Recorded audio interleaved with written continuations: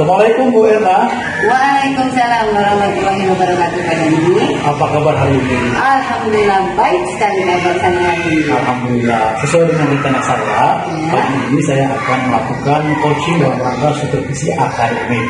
Jadi Pak Dani, apa yang bisa saya bantu?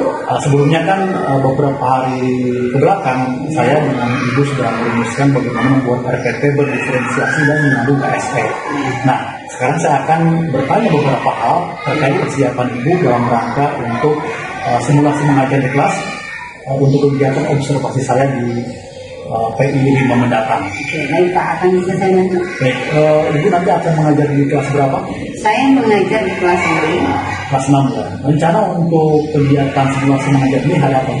Hari Sabtu tanggal 21 Oktober. Hari Sabtu ya. Untuk mata pelajaran apa nih? Untuk mata pelajarannya saya sudah memutuskan saya akan mengambil mata pelajaran matematika dengan materi luas permukaan jaringan balok dan kubus. Baik, itu berarti materi matematika di semester 1 ya? Oke, di semester 1. Oke, dalam hal ini tujuan pembelajarannya itu apa? Oke, untuk tujuan pembelajaran yang sudah saya tetapkan dalam RPP melalui kegiatan pembelajaran berdiferensiasi dalam metode pembelajaran saintifik dengan model yang saya ambil adalah cooperative learning. Saya mengharapkan siswa saya atau peserta didik itu dapat menghitung luas permukaan balok dan kubus dalam gabungannya secara tepat dan benar. Kemudian saya juga mengharapkan peserta didik setelah melalui kegiatan pembelajaran dapat menyelesaikan semua permasalahan yang berhubungan dengan luas permukaan gabungan kubus dan balok. Menurut prediksi Ibu, apakah materi ini termasuk materi yang sulit bagi siswa? Menurut prediksi saya memang ya materi ini dilihat dari kontennya memang cukup sulit ya Pak ya bagi anak-anak, tapi saya berusaha untuk memberikan pembelajaran yang menarik supaya mereka itu bisa lebih dengan mudah memahami bagaimana menentukan luas permukaan, menyelesaikan semua permasalahan yang berhubungan dengan luas permukaan gabungan kubus dan balok secara benar dan tepat dalam waktu yang sangat singkat. Wah, luar biasa. Nah, area apa yang akan Ibu kembangkan dalam tujuan pembelajaran di materi gabungan kubus dan balok ini?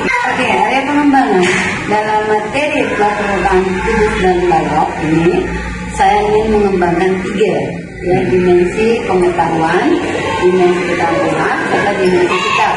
Nah, untuk dimensi pengetahuan, saya mengharapkan peserta didik nanti setelah belajar dengan mengenai luas permukaan gabungan kubus dan balok, mereka itu harus dapat menghitung luas permukaan kubus dan balok itu dengan tepat, teliti dan benar.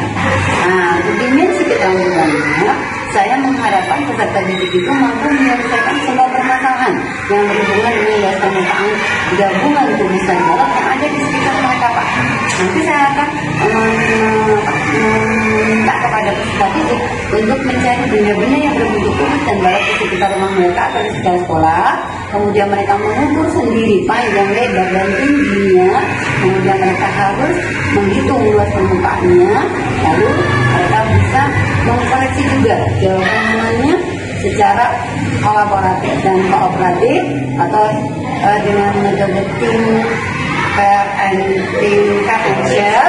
Nah, jadi mereka bisa, oh ya, jawaban kamu salah, jawaban kamu ini harus selesai. Jadi membangun ide-ide mereka bernalar kritis ya, dalam menyelesaikan sebuah permasalahannya. Nah, untuk dimensi sikapnya, saya ingin peserta didik saya itu mempunyai nalar yang sangat kritis dan mampu menyelesaikan semua permasalahannya dengan problem solving. Nah, jadi ini lengkap sekali ya, ada di kompetensi ya, pengetahuan, kemudian keterampilan dan sikap. Baik, tentu untuk mencapai itu Ibu butuh strategi yang sekiranya akan dilakukan nanti pada proses pembelajaran. Apa saja strategi yang akan dilakukan? Strategi saya untuk menyiapkan pembelajaran ini yang paling penting. Tentunya saya harus membuat RPP ya Pak. Karena tanpa RPP kita tidak mungkin berjalan kan. Nah, dalam membuat RPP itu saya itu harus menentukan model pembelajaran apa yang akan saya pakai kemudian metode pembelajaran apa yang saya akan gunakan, lalu penilaian apa yang akan saya pakai juga, yang sudah saya berikan jauh-jauh dan berikan saya dengan matang-matang. Dalam pembuatan PP, model pembelajaran yang saya gunakan adalah model pembelajaran saintifik. Saintifik. Jadi dalam kegiatan model pembelajaran saintifik, siswa itu dididik untuk kreatif, ya kan? Dia harus tanya, dia harus membaca, dia harus mengkomunikasikan, dia harus belajar, kemudian dia harus merangkum semua kegiatan pembelajarannya. Yang untuk metodenya, saya strateginya menggunakan cooperative learning. Jadi ada kerjasama atau diskusi antara kelompok satu dengan kelompok lain. Kemudian untuk tekniknya, saya menggunakan think, fair, and share. Nah, kemudian metodenya, saya melalui permainan, saya melalui diskusi, dan terakhir saya memberikan penugasan pada peserta didik. Itu salah satu strategi yang akan saya pakai atau gunakan untuk materi luas permukaan gabungan dan kalau tak lupa Pak, saya akan menyisipkan SDG karena SDG ini merupakan salah satu permainan yang dapat menumbuhkan motivasi siswa, apalagi di jam-jam rawan ya Pak ya, matematika itu sangat rawan. Di jam-jam siang itu mereka sudah capek, mereka sudah bingung, mereka sudah ngantuk. Iya, cuaca panas. Kalau gurunya tidak kreatif, itu siswa sulit untuk berpikir dengan tepat, dengan kritik, dan dengan benar. Untuk konten sendiri, itu akan menampilkan materi berupa digital, video. Oke, saya ambil Pak. Nanti dalam proses pembelajaran, saya akan menggunakan video pembelajaran untuk menambah motivasi siswa, lebih meningkatkan ketertarikan mereka dengan pembelajaran matematika. Mungkin kalau kita hanya berbicara, menjelaskan, menggunakan panggul, itu membuat anak boring atau bosan. Nah, dengan pembelajaran yang menarik yang kita gunakan melalui fokus, itu saya dapat menambah motivasi belajar siswa. Baik Ibu, saya mendengar paparan Ibu untuk kesiapan observasi di proses pembelajaran. Saya semakin yakin ya, Ibu sangat siap. Nah, perasaan Ibu sekarang menuju hari besok untuk simulasi mengajar apa? Pesan saya untuk melaksanakan proses pembelajaran besok sangat saya optimis, saya bisa, saya mampu. Wah, luar biasa. Baik Bu Erla, saya juga sangat antusias untuk optimis besok kita akan sukses. Terima kasih banyak ya atas. Are you ready guys? Ready. Selamat pagi semuanya. Pagi. Selamat pagi. Pagi.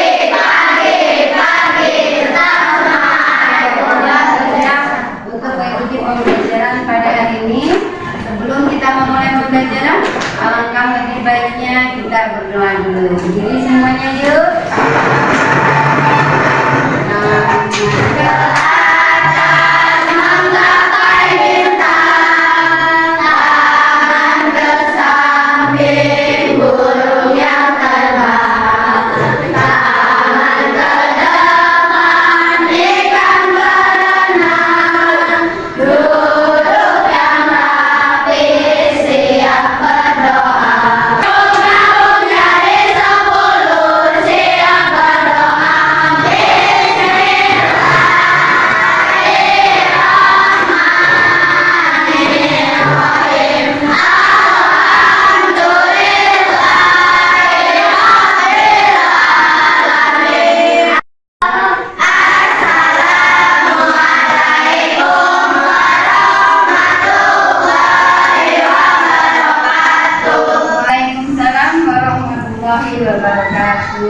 Sudah sarapan?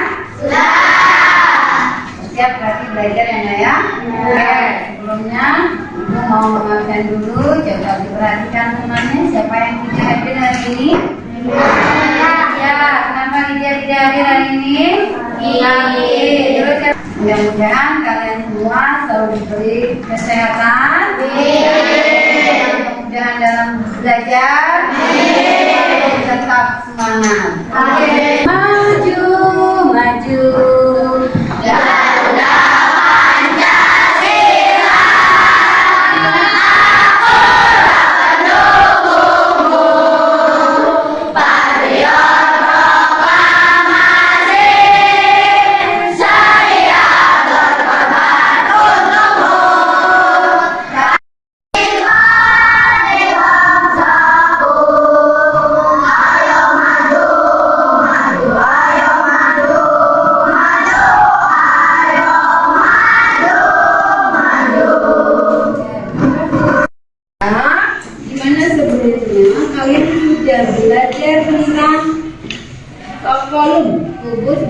balok. Ya, kali ini masih bersambung ya, mengenai kubus dan balok. Siapa yang masih ingat apa rumus volume balok?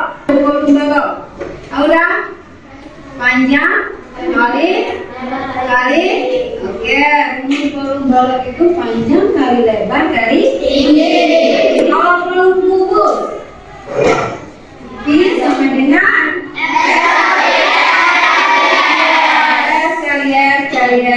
hari ini yang akan kita pelajari adalah luas permukaan kubus dan balok. Ini Ibu akan bacakan dulu atau jelaskan dulu apa sih tujuannya setelah kita mempelajari luas permukaan kubus dan balok. Di akhir kegiatan pembelajaran nanti kalian diharapkan dapat menghitung luas permukaan gabungan kubus dan balok dengan benar. Dimensi keterampilannya, setelah kegiatan pembelajaran, kalian diharapkan dapat menyelesaikan semua permasalahan yang ada di sekitar kamu, baik itu di rumah maupun di sekolah, yang berhubungan dengan luas permukaan gabungan luas permukaan gabungan kubus dan balok. Sudah siap?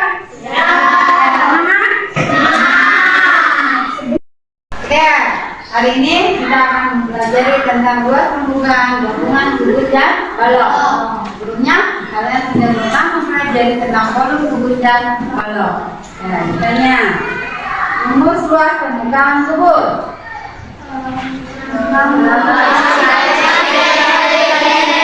Luas permukaan balok. Pretest terlebih dahulu. Untuk apa pretest itu? Untuk mengukur kesiapan kalian belajar luas permukaan kubus dan balok. Oke, satu kelompok itu beri satu lembar pretest. Idris, diskusi dengan Dila. Waktunya 3 menit, jangan lama. Cari dulu luas permukaan balok, panjangnya berapa, lebarnya berapa, tingginya berapa. Sebelum Ibu menjelaskan panjang lebar tentang luas permukaan kubus dan balok, silakan kalian amati dulu video pembelajaran yang akan Ibu tayangkan. Berikan paparan. Lalu kita hitung luas permukaan baloknya, kemudian kita jumlahkan ke jenisnya adalah 6 dikali sisi atau bisa juga 6. Jadi 6 kali 5 sama dengan 30. Lalu 30 ini kita kalikan 5 jadi 150. Nah, karena dalam proses perkalian tinggi dikali panjang 70. Nah, berarti kalau melihat rumus ini kita harus tahu berapa panjang. Coba kalian bisa menjelaskan sama Ibu bagaimana cara menghitung luas permukaan kubus dan balok? Ya, apa luas permukaan balok? Siapa yang bisa menjawab? 2. Oke, 2 kali panjang kali lebar ditambah lebar kali tinggi ditambah tinggi kali panjang. Ya, itu luas. Ya.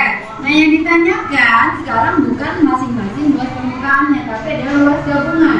Untuk luas gabungan kalian harus ingat, di sini ini luas permukaan kubus, ini luas permukaan. Nah, sisi yang nempel ini harus kalian hitung. Ada berapa sisi yang menempel? Yang satu menempel di balok, yang satu menempel di kubus. Jadi ada 2 sisi atau 2 bidang yang terimpit. Caranya 2 kali, ini sisi yang menempel ini bentuknya apa? Kalau persegi berarti 2 kali sisi kali. Kalau bentuknya persegi panjang berarti 2 kali panjang kali lebar.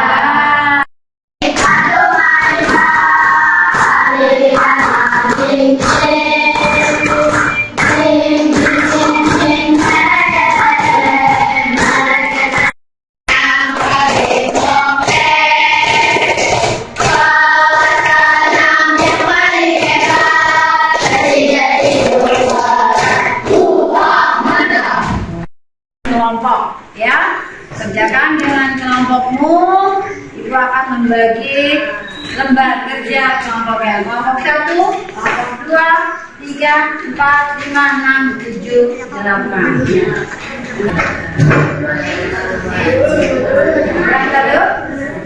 Ya, dadu adik. Dadu itu bentuknya apa? Kamu selesai paham dulu? Bisa kan? Coba, Paman ingin mengejar kotak kayu yang memiliki warna putih. Kayu Paman berbentuk balok, panjangnya 10, lebarnya 6, tingginya 5. Lurus, kemudian terus cari yang isi yang bertip-tipan. Jangkar. Sampai 8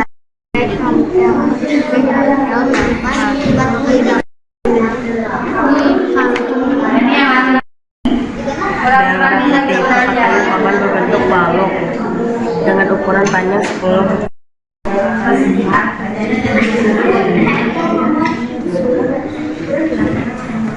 Assalamualaikum warahmatullahi wabarakatuh. Waalaikumsalam warahmatullahi wabarakatuh. Jawaban. Jawabannya nomor 1. P kali L tambah T kali T tambah L kali T. 2 kali 10 kali 6 tambah 10 kali 5 tambah 6 kali 5.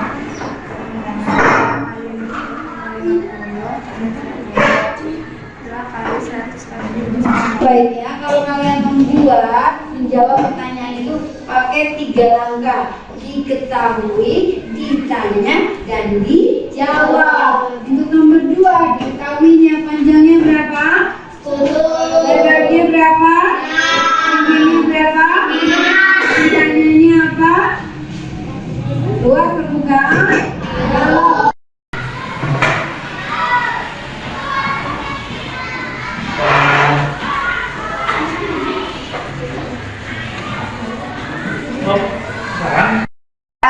Baiklah anak-anak, materi pembelajaran kita hari ini sudah selesai.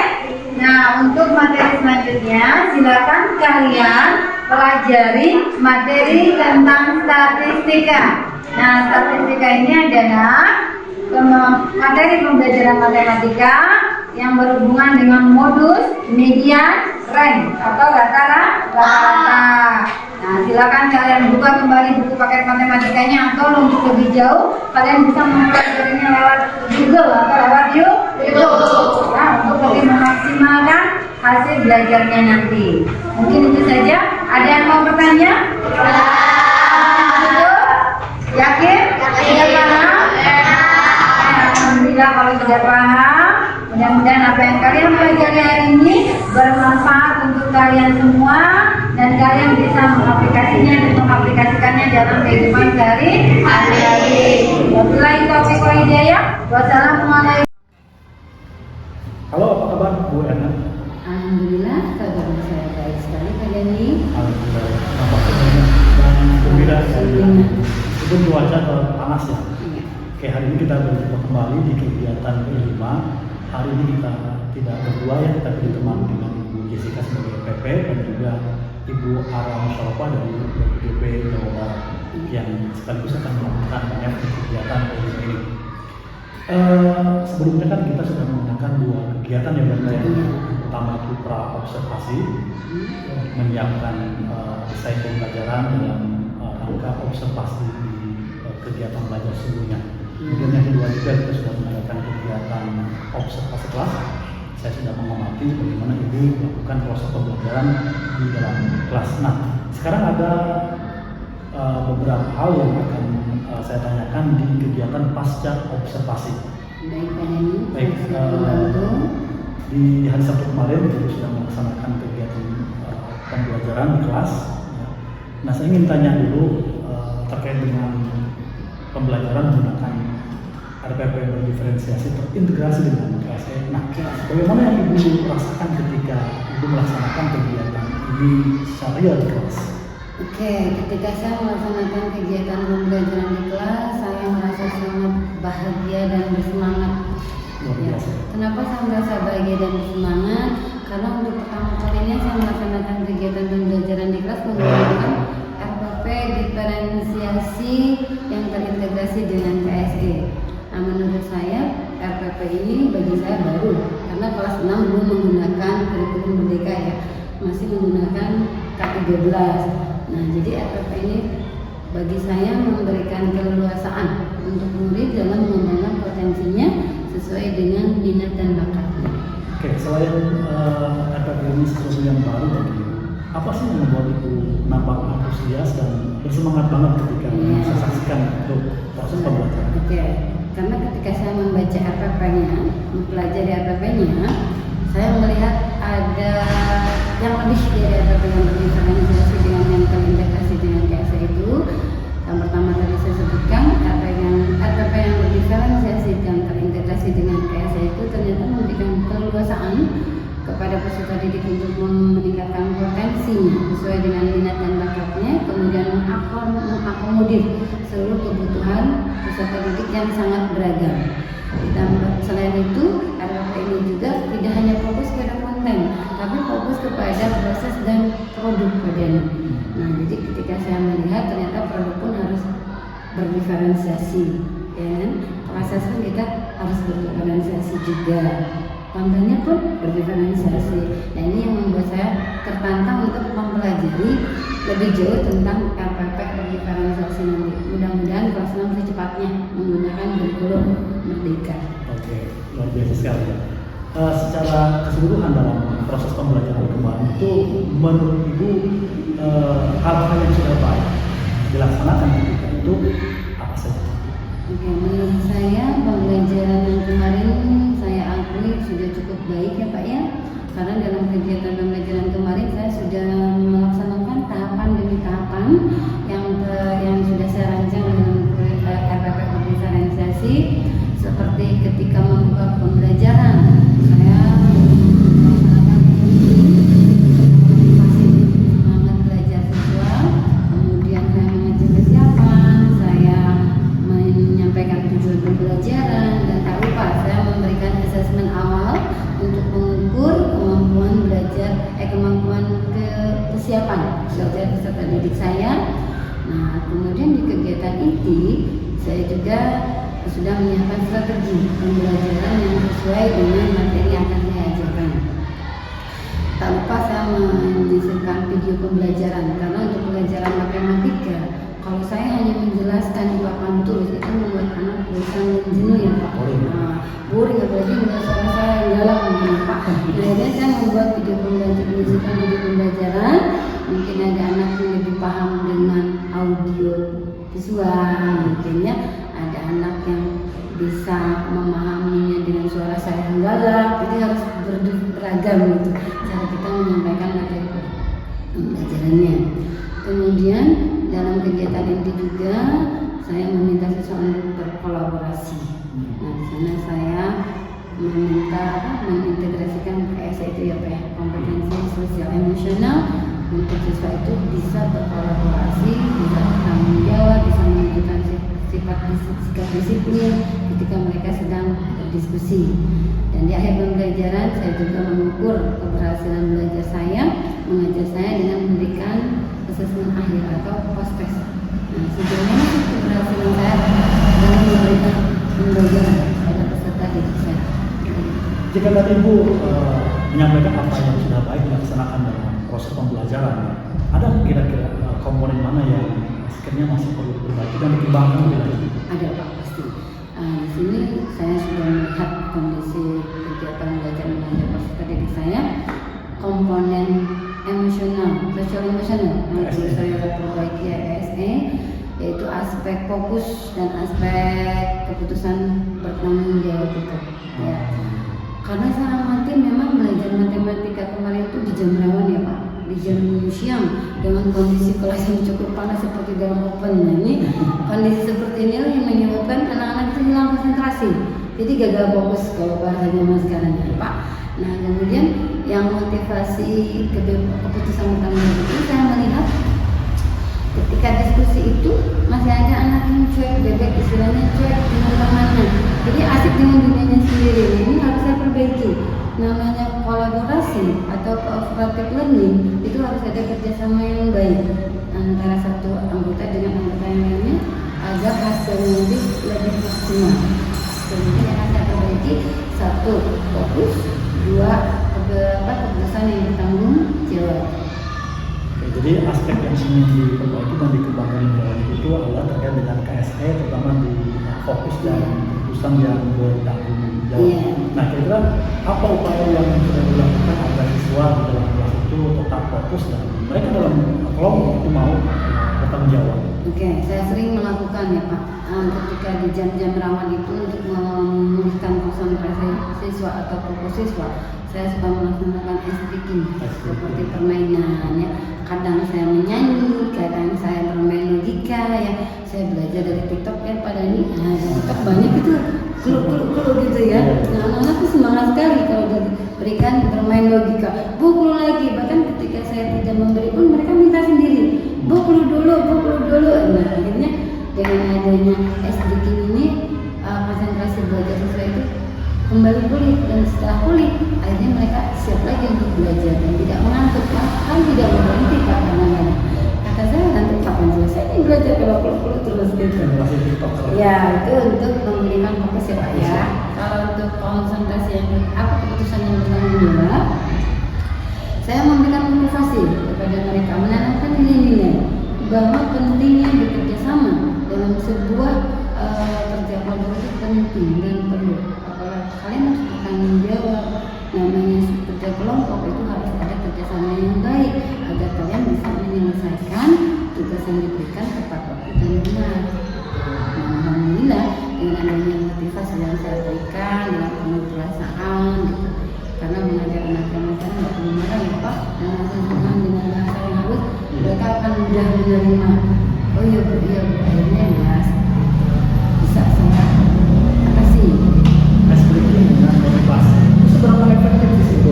Sangat efektif ice breaking di jam-jam rawan. Karena sering sekali saya memberikan ice breaking di jam rawan itu, baterai mereka full lagi Pak. Yang tadinya udah lelah, jenuh, capek, dan ice breaking, rampang apa aja gitu. Bahkan mereka tuh semakin full banget, suaranya semakin menggema gitu. Nah setelah itu, ayo kembali lagi ke materi. Ya Bu, nah akhirnya mereka bisa lagi belajar. Motivasi sangat efektif juga karena mengajar, membimbing, mendidik, mengajar anak di zaman sekarang, ya itu tadi harus menanamkan nilai-nilai Pancasila yang harus mereka tahu bahwa inilah yang harus kamu laksanakan dalam kehidupan belajar kamu. Kalau kamu tidak melaksanakan nilai-nilai ini, mustahil kamu akan berhasil. Itu yang sering saya tanamkan kepada peserta didik saya. Ngomong-ngomong di materi menghitung luas permukaan ruang bangunan ini kan materi yang tidak terlalu mudah. Makanya waktu observasi itu saya melihat ada beberapa sesuatu yang kayaknya masih kebingungan belum paham. Itu kira-kira apa penyebab? Oke, penyebab dari masih adanya peserta didik yang merasa kebingungan karena kompleksitas dari materi luas permukaan gabungan kubus dan balok ini memang berbeda ya Pak, dengan tingkat kompleksitas volume bangun ruang. Kalau volume bangun ruang, karena di awal saya hanya mengajarkan dulu volume bangun ruang kan. Volume bangun ruang itu hanya satu tahapan. Mereka menentukan panjang, lebar, tinggi langsung ke volume. Didukung dengan keterampilan perhitung perkalian yang mumpuni. Mereka bisa menyelesaikan dengan cepat. Tapi kalau volume bangun luas permukaan gabungan itu harus melalui 3 tahap.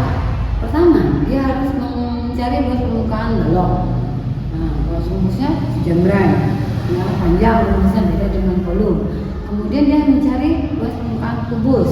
Nah, volume luas permukaan kubus dan balok mereka sudah bisa. Tapi yang jadi masalah kemarin saya perhatikan, mereka masih bingung menentukan luas permukaan gabungan yang berimpit. Nah, karena luas gabungan itu ada yang berimpit Pak.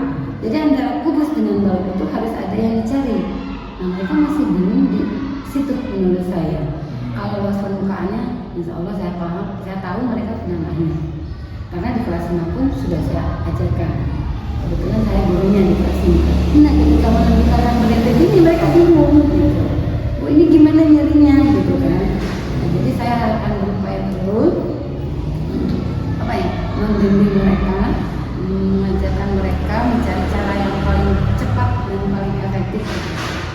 dengan media pembelajaran melalui video gitu ya, atau ditambah lagi dengan saya berceramah gitu ya Pak. Mudah-mudahan bisa teratasi. Baik, oke. Kalau Ibu berani menilai terhadap secara keseluruhan proses pembelajaran kemarin itu dari rentang 0 sampai dengan 10, kira-kira Ibu ada di rentang berapa? Kalau menurut saya pribadi kemarin saya merasa masih banyak kekurangannya ketika mengajar menggunakan MPP karena baru pertama kali kayaknya berbeda dengan ke-13 yang sudah saya ya di kelas belum terlalu ini gitu ya Pak. Jadi saya merasa ada di rentang 7-8, mungkin menurut Pak Dhani bagaimana? 7 dan 8 saja karena saya masih perlu mempelajari update diri saya sendiri lebih dalam lagi bagaimana sih diferensiasi ini supaya lebih baik lagi hasilnya gitu ya Pak Dhani ya. Jadi belum berani karena 10 ya? Iya belum. Jika itu yang Ibu anggap tepat di rentang 7-8, adakah hal-hal yang perlu ditingkatkan ke depannya dalam proses KPM terutama dengan RPP berdiferensiasi kelas ini? Ada Pak, saya ingin meningkatkan kemandirian belajar peserta didik saya karena saya masih melihat peserta didik saya itu belum mandiri, masih tergantung kepada saya sebagai gurunya. Jadi sebentar-sebentar, oh ini benar tidak, oh ini benar tidak gitu. Jadi mereka itu tidak percaya diri gitu Pak. Saya sering bilang, percaya pada dirimu sendiri. Ayo percaya, kalau kamu percaya, mampu percaya sama dirimu. Karena kemandirian itu masih belum terlihat ya Pak. Dan yang kedua, saya akan terus mengakomodir semua kebutuhan peserta didik saya dengan berbagai cara. Karena saya punya tekad, anak-anak keluar dari kelas harus mempunyai ilmu pengetahuan, perubahan sikap yang harus mereka bawa ke rumah. Gitu. Oke, apa rencana ke depan terkait pembelajaran yang kemudian ingin memfokuskan kepada kemandirian siswa dalam belajar ini? Oke, saya akan menggunakan RPP berdiferensiasi. Produksi asal Iya, yang terintegrasi dengan KSE. Iya, karena saya merasakan ada tidaknya gitu ya. Peserta didik itu lebih optimal untuk meningkatkan potensinya melalui minat dan bakatnya. Kapan kira-kira Ibu akan mulai mendesain RPP berdiferensiasi ini untuk memperbaiki belajar? Meskipun kelas belum menggunakan gambar, tapi saya akan mencoba memakainya ya Pak ya, menyisipkannya dalam kegiatan pembelajaran di kelas. Mulai dari hari ini dan seterusnya saya akan mencoba dan belajar kepada Dhani. Boleh kita sharing. Komitmen itu apa nih? Kedepannya dengan Komitmen saya akan terus berupaya mengakomodir semua kebutuhan peserta didik saya. Saya akan berupaya terus mewujudkan harapan saya sebagai seorang pendidik mencetak generasi muda yang unggul ya Pak. Iya. tentunya tidak bisa sendiri ya. Iya. Ada Saya perlu kolaborasi. Nah, siapa aja nih kira-kira? Kolaborasi saya tentunya dengan kepala sekolah sebagai pengambil kebijakan, sebagai yang memberikan fasilitas kepada saya sebagai guru, prasarana, sarana, ya kan? Nah, tentunya dengan teman sejawat untuk sharing. Nah, sharing bagaimana sih pembelajaran yang sudah saya lakukan ini sudah mereka belum sudah membuka ini, jadi kurang lebihnya saya mungkin yang menilai nanti rekan sejarah. Baik, nanti kita kembangkan di komunitas belajar. Ya, kita kan sudah punya komunitas belajar nih, betul. 2 minggu sekali lumayan kan bisa kita sharing. Sama-sama ya. Ya, sama-sama sharing Sama-sama. mengenai proses kegiatan belajar mengajar kita selama di kelas. Baik, rekan, saya senang sekali hari ini di Pasca Partisipasi bisa wawancara karena tergambar sekali detail kegiatannya, termasuk salah satu rekan sejawat saya yang mumpuni dalam public speaking, yang menjelaskan sesuatu dan punya daya malam dan apa yang tinggi. Jadi kembali mudah-mudahan akan semakin wajar. Terima kasih banyak ya. Saya juga berterima kasih kepada Pak Dhani karena dipesertakannya saya dalam kegiatan ini menambah ilmu saya. Ternyata menarik juga ya belajar bersama itu. Dan jangan lupa ikut CKP di Iya, dan belajar kemarin sudah ikut, cuma